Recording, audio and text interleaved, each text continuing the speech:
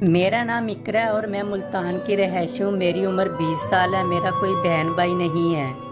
मैं अपने वालिदैन की इकलौती औलाद हूँ। एक दिन हम टीवी लॉन्च में बैठकर चाय पी रहे थे कि फ़ोन की घंटी बजी।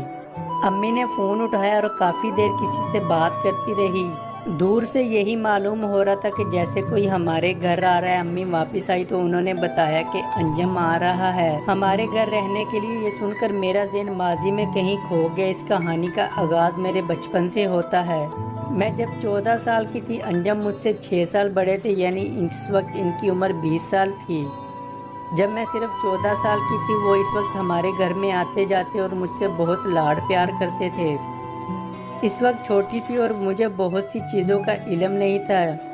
जब भी हम घर पर अकेले होते, अंजम भाई को मेरी साफ सुथराई का ख्याल सताने लगता और वो मुझसे अजीब तरह के सवाल पूछा करते थे। जैसे एक रोज मुझसे कहने लगे, सही से नहा कर आई हो कि नहीं, मुझे दिखाओ। और फिर इस बहाने से वो मेरे जिस्म को टच करते। इसी तरह मेरे अम्मा अब्बा कहीं दूर गए हुए थे तो उन्होंने मुझे कहा, तुम बहुत कमज़ोर हो गई हो, तुम्हारे जिस्म की मालिश करने से तुम ठीक हो जाओगी।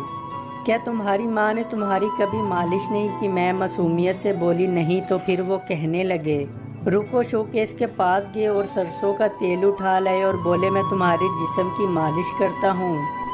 मैंने कहा ठीक है। वो मेरे जिस्म की मालिश करने लगे और थोड़ी देर बाद इसने मेरे साथ छेड़छाड़ शुरू कर दी। मैंने रोकने की बहुत कोशिश की लेकिन इसने मेरी बात ना मानी। इससे ज़्यादा कुछ नहीं किया, ये सिलसिला चलता रहा।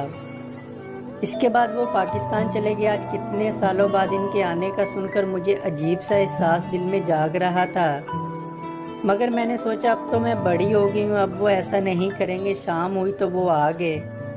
मुझे देखकर मुस्कुराने लगे। हम टीवी लॉन्च में बैठकर बातें करने लगे। मुझे इनसे शर्म भी आ रही थी, इसलिए मैं इनसे नज़रें नहीं मिला पा रही थी। खैर, रात को हम अपने अपने कमरे में सोने के लिए चले गए। रात को 12 बजे मेरे कमरे में दस्तक हुई। मैंने दरवाज़ा खोला तो सामने अंजम भाई खड़े थे।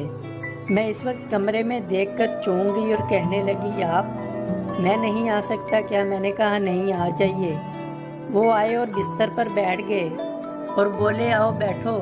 मैं इनके सामने बैठ गई और वो कहने लगे, बड़ी हो गई हो आप तो, मुकम्मल लड़की बन गई हो।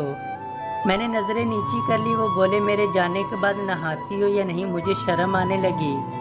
तो वो मेरे करीब आए, फिर सरगोशी के अंदाज में दोबारा पूछा, बताओ नहाती हो या नहीं? मैंने कहा, नहाती हूँ। तो उन्होंने बोला, ठीक है। फिर थोड़ी देर के बाद मेरे करीब आ गए। मैंने आंख उठाकर इनकी तरफ देखा और बोले, क्या वो मेरे करीब हैं? और इस बार भी वो मेरे वजूद को हल्का करने लगे। तो मैंने इनका हाथ पकड़ लिया और बोली, ये क्या कर रहे हैं? मैं अब बड़ी हो गई हूँ। वो मुस्कुराए और बोले, देखना चाहता हूँ कि तुम कितनी बड़ी हो गई हो। और फिर ज़बरदस्ती मेरे जिस्म को छूने लगे और मुझ पर टूट पड़े। मैंने खुद को छुड़ाने की बहुत कोशिश की, मगर इनकी गिरफ्त बहुत मजबूत थी। और फिर मुझे इसका एहसास याद आ गया। मैंने खुद को इनके हवाले कर दिया। रात हमने खूब इंजॉय